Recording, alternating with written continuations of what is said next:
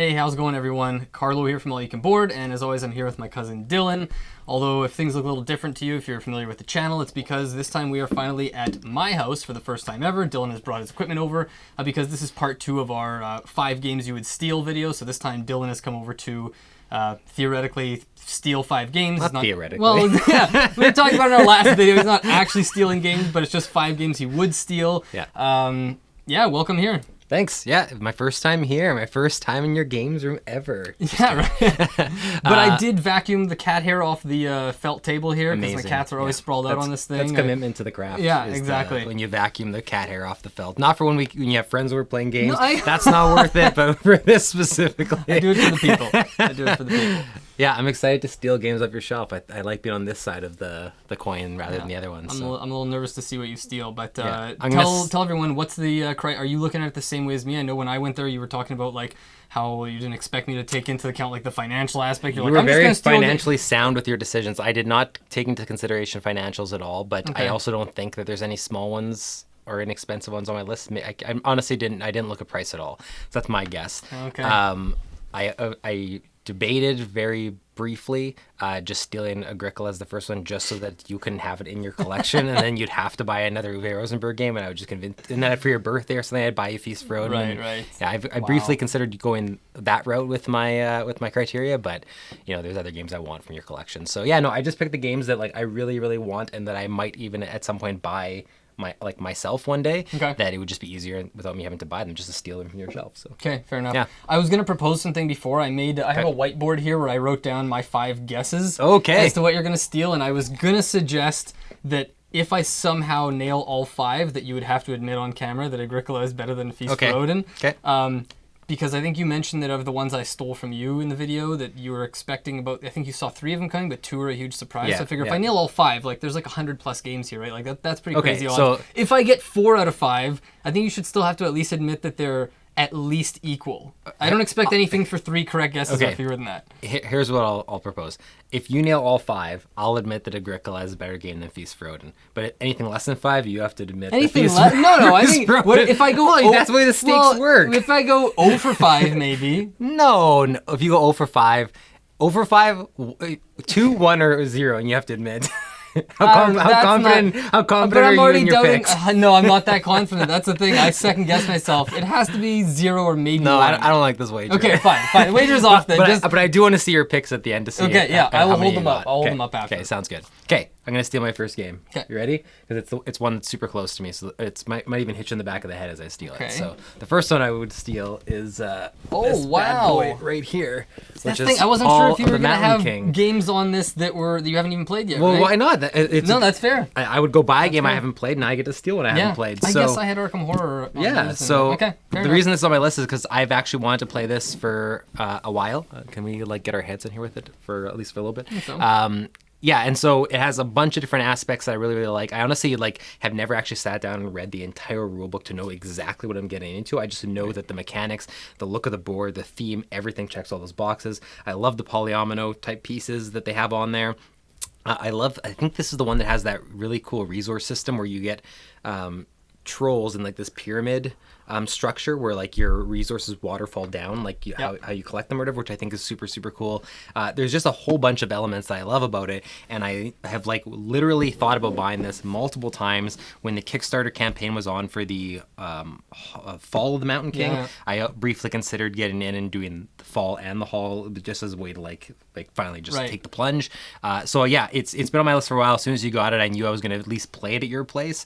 But if we're talking stealing games, like why wouldn't I just steal it? Fair enough. One that I want to play. Have you played this yet? No, I haven't. It's been one of I've been here for maybe at least 6 months. You go and buy a game that I really want just to keep it on your shelf, and your shelf is shame. This is just like, you should just give this to me. I shouldn't even have to steal it. You should just be like, no deal. I don't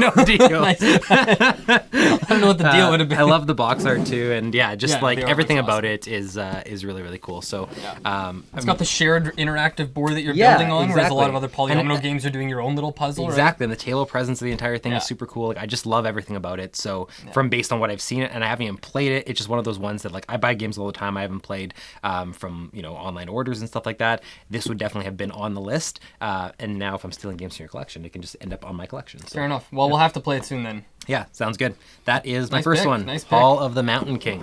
I'm gonna put. Yeah, this you off can to just the set them side. aside for now. It's easier than trying to squeeze it back in there. Okay, next game I'm going to steal is also on this shelf, and that is Isle of Cats. This one you might have guessed I was going to steal. Another polyomino game. Yes, exactly. Another polyomino game. I'm going to have a bunch of polyomino games. You had a bunch of Uwe Rosenberg games in your collection. So Isle of Cats, we've talked about. I think you've talked about it more so than me, I include this in my polyomino top 5. Yeah. So we talked about this on the channel a couple times.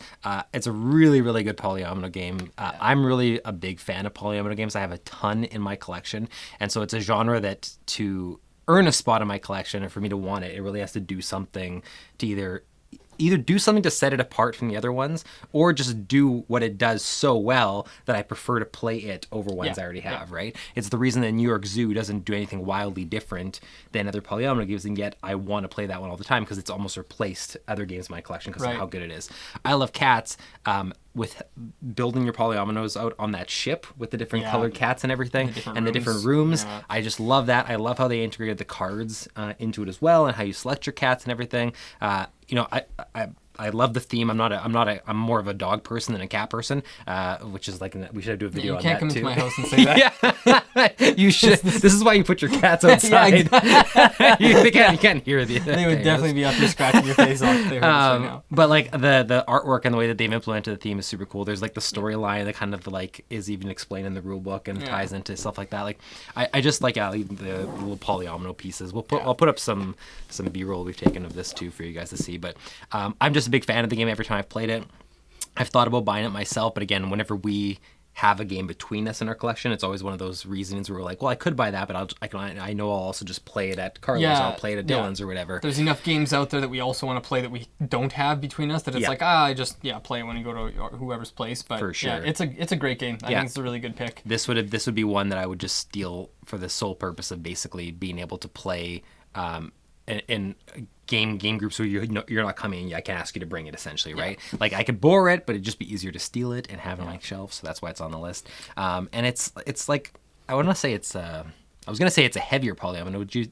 I guess that's accurate. Like it's heavier than like a patchwork. Yeah, because not only does it have the card drafting like you mentioned, but it's like the lesson cards where you have private and public like objectives that you can get that like either all players will score for if they're public or private. You reveal them at the end. So there's a lot more of like strategy and planning. It's like a lot of other polyomino games we play are more like tactical, where you're just when it comes around you're taking the one that fits best on your board or something, right? This is an actual like polyomino strategy game, and I think it even says 60 to 90 minutes on the side of the box. So it's not the heaviest polyomino, like it's not as heavy as a Feast for Odin for polyominoes, but it's definitely one of the heavier ones. Like you grab 2 games off my sort of polyomino shelf here, and this is probably the heaviest polyomino one there, along with probably the Hall of the Mountain.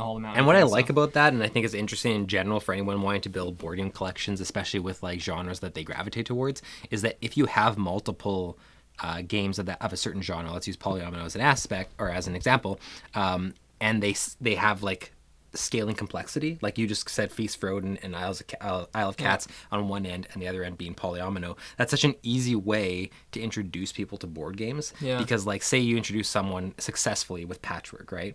It's so much easier to say, remember how the polyomino system worked in Patchwork? Well, now let's take that and try it in Cottage Garden, because they'll already understand some of the rules. Right. You can almost scale them up to a game like Feast for Odin, which is like my dream, right? By playing games that are identical or similar in genre, right? So there's some people might say like, why do you have so many polyomino games on the shelves? I think it's kind of a good little pathway you can have as a sort of a gateway all the way to the heaviest games in the genre. So Isle of Cats would fit in there perfectly, because I feel like I'd need a stepping stone between Feast for Odin and like my next most complex would probably be like New York Zoo. So put something else in between there, right? So no, it's a good pick. Isle of Cats. And just the production value too. It's such a nice looking game. Very nice artwork. And the box says on the insert says you can have a cat sit in it. I'm sure Desmond would go in there too. The very first time I opened the game and put the box lid out to punch the pieces, my cat jumped right in the box immediately. The next one might surprise you, maybe not. It surprised me that I was picking only because I forgot that you had it. Because I don't even know if you played this yet. Okay. But I don't know. We'll see what you say. But the next one I'm going to pick is. Oh, wow. Okay. Winter Kingdom. I did not see this one coming. Yeah, so Winter Kingdom's on here because I thought about backing this was when this was having the campaign, because Kingdom Builder, which is, I guess I should specify, this is sort of a follow-up, a standalone follow-up to Kingdom Builder, using the same type of mechanics, but like new gameplay and everything Kingdom too. Builder won the Spiel des Jahres the year it came out, which I don't know how long ago it was. I played Kingdom Builder so many times, both physical and digital. I love it. And so when this was announced, we covered it, and when the Kickstarter was up, I considered backing it. It was just too expensive with shipping, couldn't justify it. So when you got it, it was one that I eventually thought I might own at some point, or might at least want to play at some point. When I figured out that you bought it, and I didn't remember until I was looking at the photos you sent me of your shelf. I was like, oh yeah, right, he got Winter Kingdom. Yeah. Immediately I was like, well, yeah, that would be for sure one that I would still, because I haven't played it. I know I want it, and price was sort of that barrier for me. I don't know what it cost like to order from the store compared to the Kickstarter. Way cheaper, because I was thinking the same. I think with the Kickstarter shipping, we were looking at it would have been like $80-90 Canadian, almost 100, and I think I got this for like $50-52 or something. Right. So like way cheaper. Yeah, so I haven't even played it yet, actually, either. Yeah, exactly. You have all these amazing games that I want. You don't play them. Why do you know it's amazing? I haven't played it. It has to be amazing.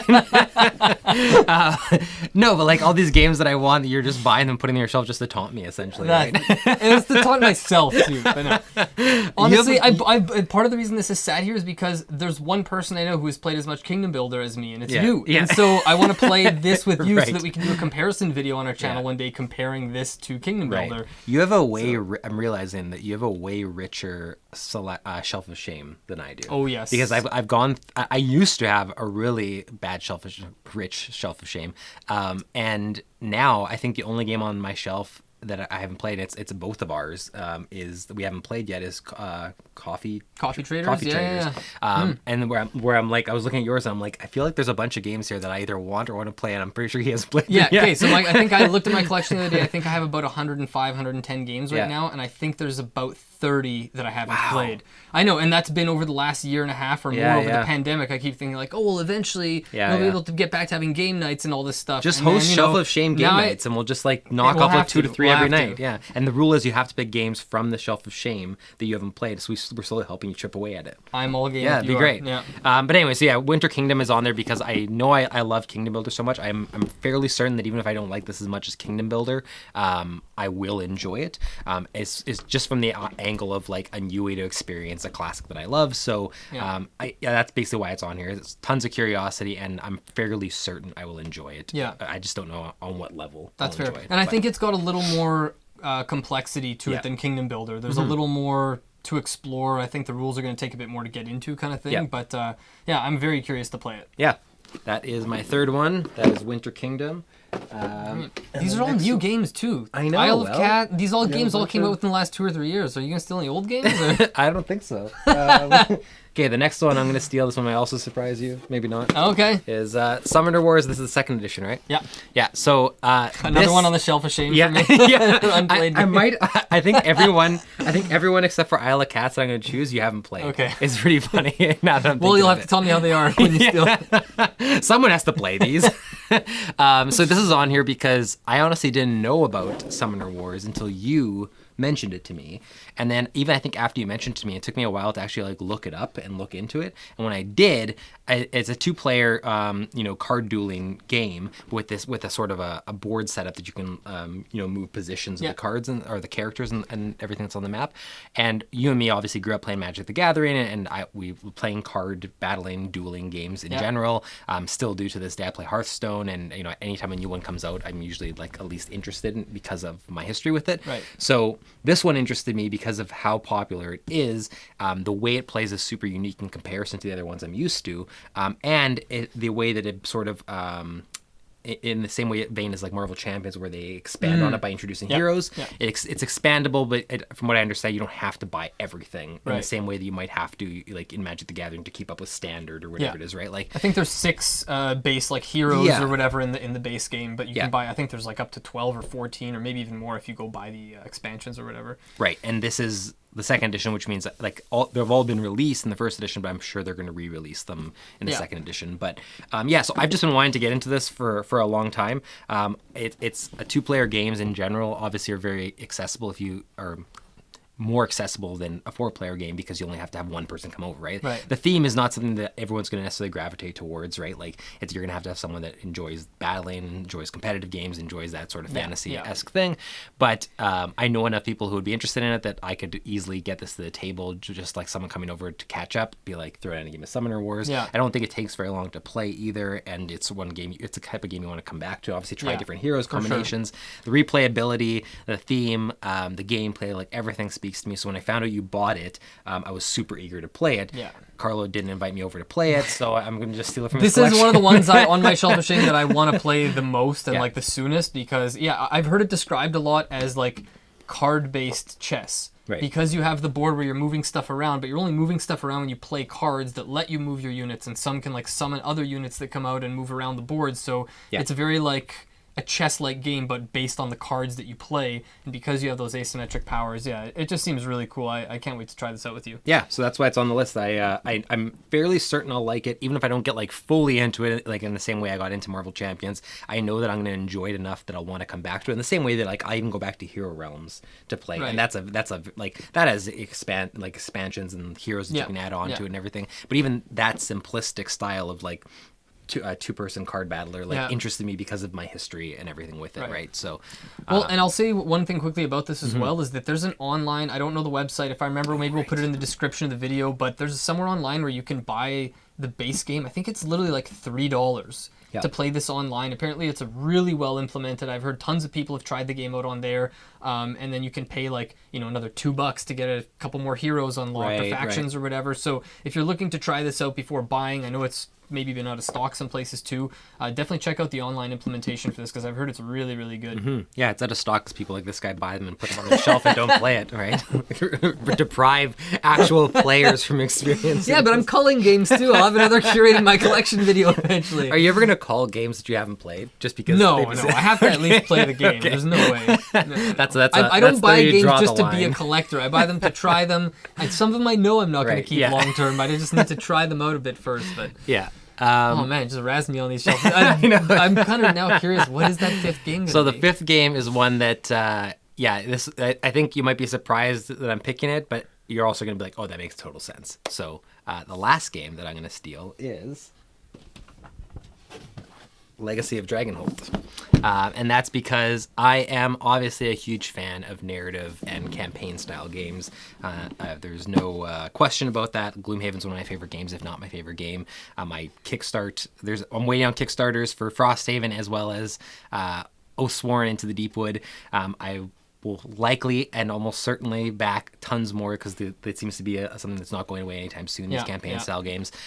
Legacy of Dragonholt is one that I had looked into, I think when you first told me about it, but before you bought it, and was super intrigued. The only reason I hesitated was because I think I got spoiled with Gloomhaven having so much content that I think this one only has like 6 adventures or like a smaller amount that I thought I'd love to get into this, but like I almost like to know that I'm getting into something that has legs and is going to go for a long time because I like to meet regularly with people.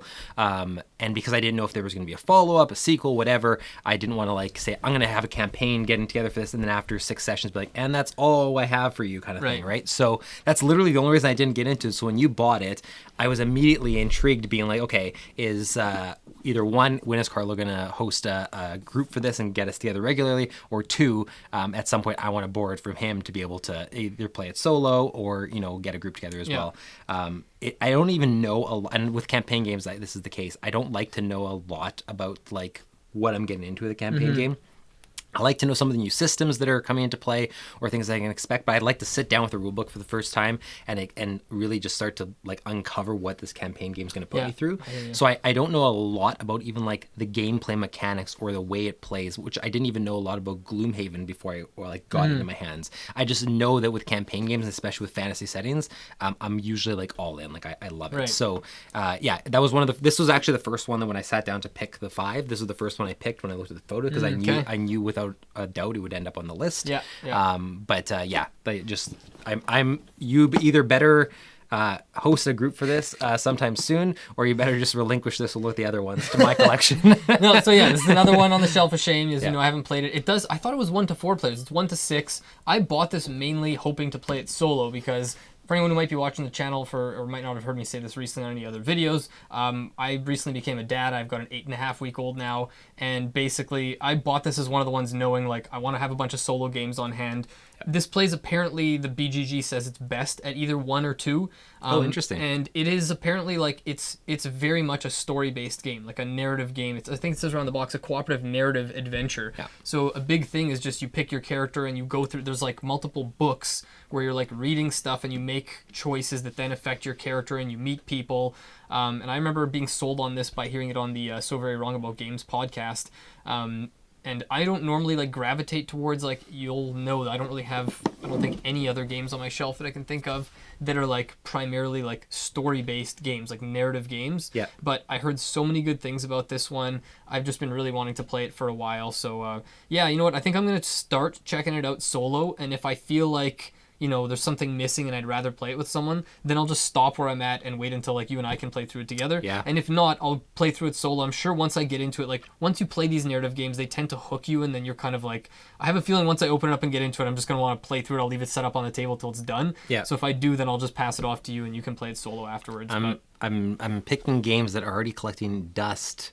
There's dust on Legacy of Dragonhold. Oh, you're killing me. You're killing This me. This video is like, this has been my low key way of actually doing a shelf of shame video for Carlo. We're just like the roast of Carlo on AYCB is what this video is. Okay, well, I've been knocking off quite a few from the shelf of shame recently, just playing solo. So yeah, next time, you come by, there'll be even more.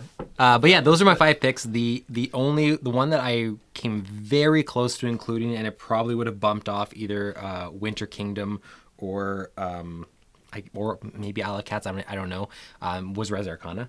Okay. That one, the only reason I didn't put it on there is because I played a lot of it on BGA, and I know I still can, but I would really like to have the physical copy. I actually really enjoy Res Arcana, so that's the only reason I didn't include that one. I very briefly came close to including that one. So check it out. I'm gonna grab my predictions now. Now let's see what we got here.